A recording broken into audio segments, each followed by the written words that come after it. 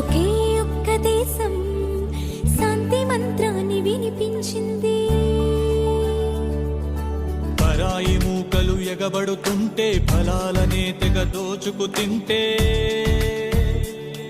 ఆకే ఒక్క దేశం పౌరుష జ్వాలలు రగిలించింది, పోరాటాలకు సిగొలిపింది, బానిస సంఖ్యల భళ్ళున తెంచి స్వరాజ్యాన్ని సాధించింది, స్వతంత్రాన్ని అందించింది.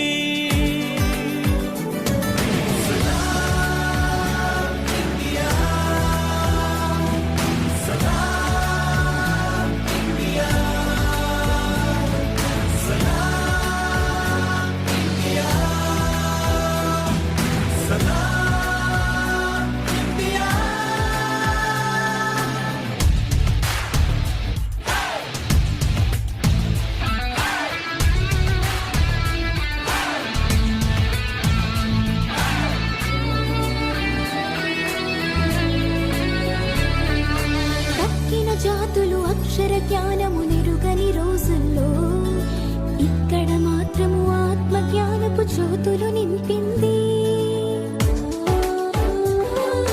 తక్కిన వారికి వ్యాధుల వేదన తప్పని కాలంలో ఇక్కడ మాత్రం ఆయుర్వేదపు దీవెన కురిపించింది.